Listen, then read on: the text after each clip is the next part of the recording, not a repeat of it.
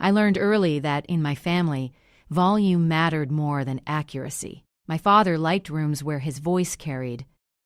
Restaurants with high ceilings, charity galas with microphones that squealed if he leaned too close, boardrooms with glass walls so people could see who was speaking, even if they couldn't hear what was being said. I was the opposite. I took notes. I watched timing. I learned how to sit still and let people underestimate me without correcting them. My father called that a flaw. He built his wealth in private equity, though he preferred the phrase strategic capital stewardship. He said it with a small smile, like an inside joke meant to exclude whoever was listening. The number attached to his name shifted depending on the market, but the family shorthand was simple: 50 million. Enough that people leaned forward when he spoke. Enough that relatives laughed at jokes that didn't land. I was his only child. That fact mattered to him publicly and barely at all privately. From the outside, we looked close. Photos from holidays, foundation dinners, university graduations. From the inside, our relationship was a series of evaluations I never asked for and never passed. "You're too quiet," he'd say at brunch, loud enough for the table to hear. People mistake that for weakness. Or, "If you're going to work in finance, you'll need thicker skin. Maybe you should consider something safer." He said safer, the way people say smaller. The comments always arrived wrapped as advice. Family help, gentle course correction. They landed publicly, where he preferred them, and I responded the way I always did, with a nod, a neutral expression, and silence. I wasn't weak. I just didn't perform. After college, I declined his offer to join his firm. It wasn't dramatic. I thanked him. I said I wanted to build my own experience first. That was the first time he looked at me like I'd misread the script. "You'll regret that," he said, smiling at a donor across the table. I didn't argue. I took a job in compliance at a mid-sized investment group. The work was quiet, exacting. It required patience and a tolerance for detail most people didn't have. I learned how deals were structured, how language shifted depending on audience, how mistakes were buried under optimism and vague phrasing. I learned where paper trails ended because someone wanted them to. At family events, my father framed my job carefully. "They're doing their own thing," he'd say. There was deliberate, very independent. Once, at his birthday dinner, 70 people, assigned seating, a speech. I overheard him explaining me to a senator's wife. Bright kid. No ambition. I was standing 6 feet away. I didn't react. I noted the date, the restaurant, the people at the table. That became a habit. The first time he joked about disinheriting me, people laughed. It was during Thanksgiving 4 years ago. He raised his glass and said, "If they keep refusing my guidance, I may have to leave the estate to the foundation." More laughter. Someone said, "Keeps them hungry." I smiled and took a sip of water. After that, the jokes became more specific. More frequent, always in groups, never alone. He liked to remind people that wealth was a privilege, not a right. He liked to say it while looking at me. "Entitlement ruins families," he'd add, as if offering a warning. Privately, we spoke less. When we did, it was transactional. He asked what I was doing. I answered. He told me what I should be doing. I thanked him. The disowning itself didn't happen all at once. It was a process, like a rebranding campaign. First, my name stopped appearing in introductions. Then, I wasn't included in planning meetings for the foundation. Invitations arrived later, or not at all. When I asked, he said I seemed busy. Independent. At a fundraiser in May, he introduced a distant cousin as someone who understands legacy. He didn't look at me when he said it. I didn't confront him. I started documenting. Not out of spite, out of habit. I saved emails where he referred to me in the third person. I kept copies of foundation bylaws, older versions with my name listed, newer ones without. I noted changes in beneficiary language that appeared subtle but weren't. I didn't know yet why I was doing it. I just knew better than to rely on memory. The official cut came in August, at a luncheon he hosted for board members and press. I was seated at the outer table. Near the back, that alone told me something had shifted. Halfway through dessert, He stood to make an announcement. He spoke about values, discipline, accountability. He spoke about family not as blood, but as alignment. Then he said my name. He didn't raise his voice. He didn't sound angry. "I've made the decision to restructure my estate," he said. "After much consideration, I believe it's in everyone's best interest to remove my child from any future financial involvement. This isn't punishment. It's clarity." Silence followed, brief and uncomfortable. Cameras clicked. He smiled, as if relieved. "I want them to succeed on their own terms." Someone reached for my arm. I didn't look at them. I stood. I adjusted my jacket. I walked out. I didn't cry. I didn't text anyone. I went home and slept. The next morning, a courier delivered a letter. Legal, polite, final. It confirmed what he'd announced. My name was removed from the trust. The foundation was the primary beneficiary. The language was clean, professional, irreversible unless contested. I didn't contest. People expected something from me after that. A statement, a reaction. I gave them none. My father went on a small media tour. He spoke about tough love, about teaching resilience, about how wealth could distort character. He never mentioned me by name again. What he didn't know, what no one in that room knew, was that I had already been watching the foundation more closely than he realized, that I understood its structure better than some of the board members applauding him, that I had been trained to see risk where others saw prestige, and that when someone confident enough believes they've silenced a problem, they tend to get careless. I didn't argue. I didn't retaliate. I didn't ask for anything back. I opened a new folder on my computer. I labeled it with the date of the luncheon, and I chose to stay quiet a little longer. Silence creates space. People rush to fill it. After the luncheon, my father's confidence sharpened. Without me around, there was no friction, no dissent, no need to manage optics internally. He began treating the foundation like an extension of his reputation instead of a legal entity with obligations. That was the shift. I stayed in my job. I didn't post subtweets. I didn't correct interviews. When people asked how I was doing, I said fine and meant it in the practical sense. Rent paid, health insurance active, sleep intact. The only visible change was that I had time. The foundation published annual reports. Most people skimmed the cover letter and donation totals. I read footnotes, expense classifications, related party disclosures. I compared versions year over year. The first inconsistency appeared in October. A consulting expense jumped from $180,000 to $1.2 million. A vendor name was unfamiliar, but the structure wasn't.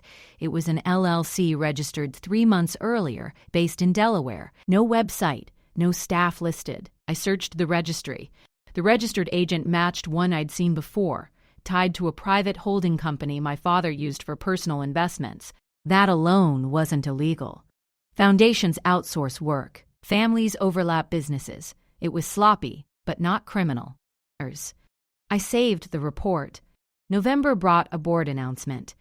The foundation was launching a strategic modernization initiative. The language was vague. The budget was not. Another 7 figures allocated. Same consulting firm, same agent. I started building a timeline. December, a holiday gala. I wasn't invited, but the live stream was public.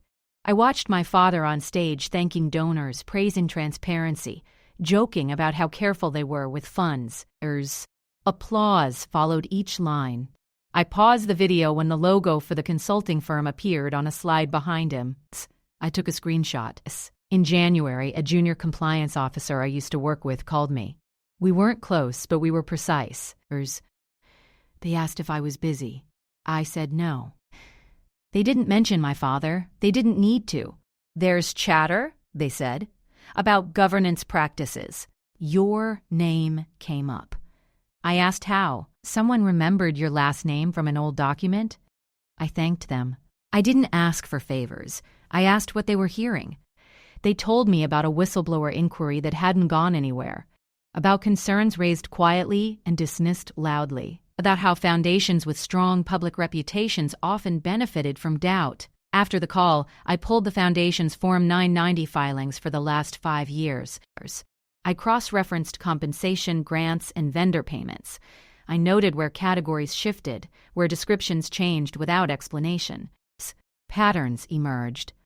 My father had installed loyal board members, friends, former partners, people who owed him introductions or capital. Meetings were brief. Votes were unanimous.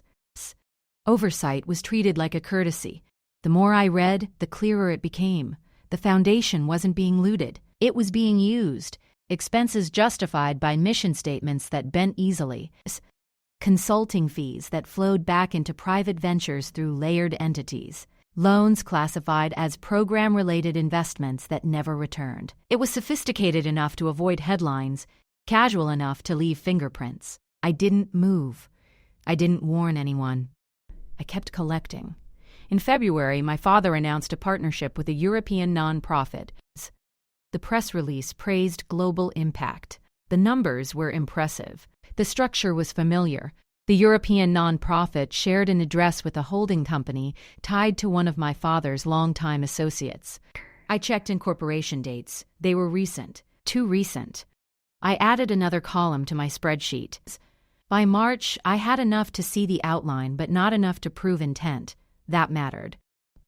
Optics without documentation dissolve under scrutiny. Then my father made a mistake. He emailed me. It wasn't emotional. It wasn't reconciliatory. It was logistical. Please confirm you've removed any foundation documents from your personal records, the message read. Legal housekeeping. He CC'd his attorney. I replied within the hour. I never retained foundation documents beyond what was publicly available, I wrote. Best of luck with your initiatives. True. Careful. Incomplete. The email told me 2 things. He assumed I had access and he was nervous enough to put it in writing. I archived the message. In April, I attended a panel on nonprofit governance. My father wasn't there. A foundation auditor spoke about common red flags, related party transactions, rapid vendor turnover, unclear deliverables. I took notes. I didn't ask questions. After the panel, the auditor introduced herself. She recognized my last name and paused. I waited. Must be interesting, she said finally. It is, I said. She handed me her card. If you ever need a second set of eyes. I didn't contact her, not yet. The careless confidence peaked in May. The foundation announced a major restructuring. New advisory roles, new compensation packages. My father framed it as professionalization. He named himself interim executive chair, citing stability. The board approved it unanimously. Buried in the announcement was a line about indemnification clauses, expanded protections for officers against liability. That was when I slowed down. People rush when they feel exposed. He was fortifying. I pulled archived versions of the foundation's bylaws. The changes weren't cosmetic. They narrowed definitions of conflict. They centralized approval authority. They shortened record retention requirements. I printed them. I annotated margins. I compared language side by side. Late one night, as I was cross-checking transaction dates against board meeting minutes, I noticed a discrepancy. A loan had been approved on a date when no meeting was scheduled. The minutes referenced an emergency session. I requested the minutes through the Foundation's public records portal. They arrived 3 days later. The signatures were digital. One timestamp didn't align. I enlarged the file metadata. The document had been created 2 weeks after the loan was issued. That was the key receipt. Not a suspicion. Not a pattern. A falsified record. None bye-bye. I didn't celebrate. I didn't call anyone. I copied the file. I saved the metadata.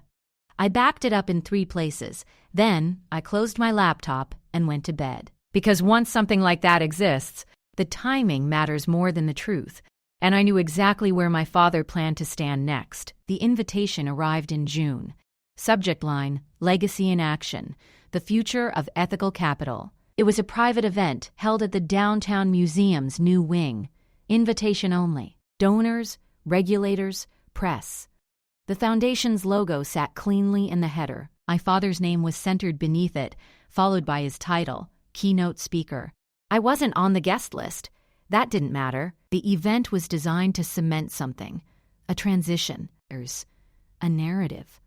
My father had spent months reshaping the foundation's structure, insulating himself and polishing language.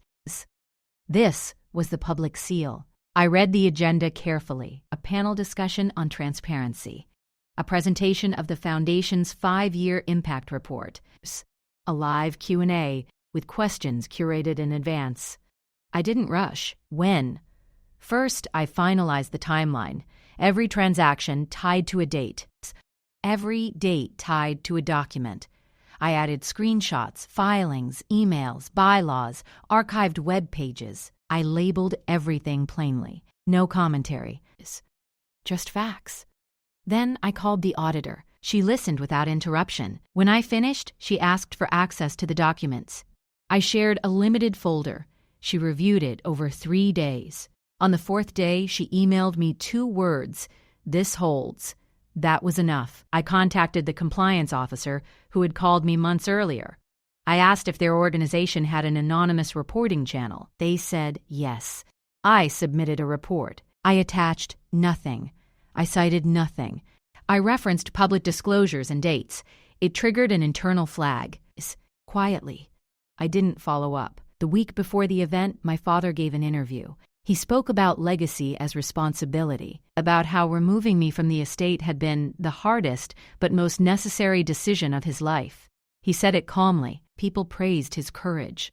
I watched the interview once. I noted the timestamp where he mentioned governance. Then I prepared my gift. It wasn't dramatic. No leaks. No anonymous posts. No public accusations. I requested a ticket through the museum's donor program. I made a modest contribution under my own name. It cleared. The night of the event, I arrived early. I dressed simply. Neutral colors. Nothing that drew attention. I checked in and took a seat near the aisle, 3 rows from the front. My father walked in 10 minutes later, surrounded. He didn't see me. The opening remarks went smoothly. Applause at the right moments. Smiles where expected. The panelists praised the Foundation's evolution. When my father took the stage, the room leaned forward. He spoke for 20 minutes. He referenced numbers. He referenced trust. He referenced family without naming me. Then the moderator opened the Q&A. The first questions were soft, pre-screened. Compliments disguised as prompts. I waited. When the moderator asked if there were any questions from the floor, I raised my hand. There was a pause, a glance at the staff, a nod. A microphone was handed to me. I stood. I didn't introduce myself. I have a question about record integrity, I said. My voice was steady, even, specifically regarding emergency board sessions. The room shifted. Not alarmed, curious.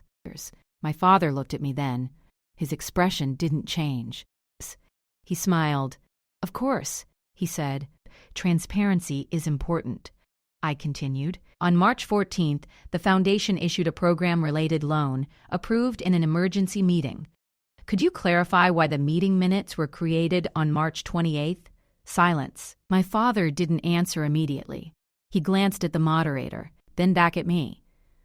I'm not familiar with the specific timestamps, he said. Our staff handles documentation. I nodded, understood. Would it be appropriate to release the original metadata for public review? The moderator shifted in her seat. My father's smile tightened. No, that would be a matter for our legal team. I didn't argue. Thank you, I said, and sat down. The room buzzed. Not loudly, just enough. The panel resumed. My father finished the event. Applause followed, thinner than before. I didn't stay for the reception. 2 days later, the Foundation announced a temporary postponement of new initiatives, pending an internal review. The language was careful. A week after that, a regulatory inquiry became public. Not dramatic, a brief notice, standard procedure. Journalists connected dots. Old articles resurfaced. Screenshots circulated. I didn't comment. My father issued a statement expressing confidence in the process. Behind the scenes, board members resigned. Consultants disappeared. The European nonprofit dissolved quietly. Then, the final piece moved on its own. The auditor submitted her findings. I watched the news break on my phone, alone in my kitchen. I didn't feel satisfaction. I felt completion. Because the gift wasn't the exposure, it was the timing, and the fact that he had built the stage himself.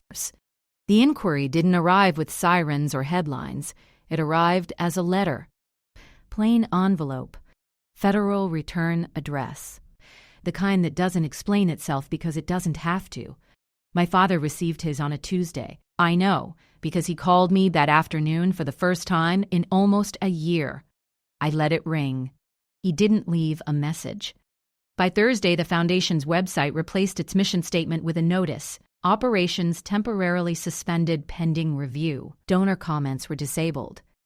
The annual report download link returned a 44000.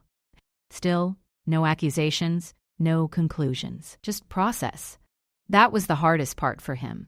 He had always relied on momentum, on filling silence with authority before anyone could question the premise. Now there was nothing to perform against, only documents being read by people who didn't care about his tone. The board convened an emergency meeting. This time, a real one. 3 members resigned before it started. 2 more followed within days. One issued a statement about unexpected governance concerns. My father stepped down as interim executive chair to avoid distractions. The phrase circulated widely. The press began doing what press does best when given time, lining things up. They noticed that consulting firm payments overlapped with private acquisitions, that the European nonprofit no longer existed, that indemnification clauses had expanded right before scrutiny began. No one mentioned me. That mattered. When the auditor's report was finalized, it wasn't theatrical. It was 87 pages of footnotes, timelines, and contradictions. It didn't accuse intent. It didn't need to. It concluded that records had been altered post hoc, that oversight procedures had been bypassed, that related party transactions had not been adequately disclosed. Recommendations followed, then referrals. My father's legal team released a response within hours. Dense, defensive, predictable. By then, donors were already pulling out. The foundation lost its flagship sponsor first, then 2 corporate partners. Then a university quietly returned a grant, citing internal policy. What collapsed wasn't just funding, it was confidence. Invitations stopped arriving. Calls went unanswered. His name, once a shortcut to access, became something people handled carefully, if at all. He tried to reframe it as persecution. That narrative lasted a week. Facts don't argue. They wait. The final blow didn't come from regulators or journalists. It came from the Foundation's insurance provider. They denied coverage for ongoing legal expenses, citing misrepresentation in governance disclosures. Without indemnification, the board withdrew formal support. My father was suddenly alone with the consequences of structures he'd insisted were sound. He called again, left a message this time. I don't understand why you do this, he said. His voice was controlled, but something underneath it wasn't. We could have handled this privately. I listened once. I didn't respond, because it hadn't been private when he announced my removal. It hadn't been private when he joked, when he curated the narrative, when he chose a stage. This wasn't retaliation. It was alignment. Months passed. The inquiry concluded with settlements and resignations, no criminal charges. Enough sanctions to end careers quietly. The foundation was dissolved and restructured under external management. Its remaining assets were absorbed by an umbrella nonprofit with stricter oversight. My father's name disappeared from donor walls. His speaking engagements dried up. Former allies avoided photos. He didn't lose everything. He lost control. As for the inheritance, there was nothing to reclaim.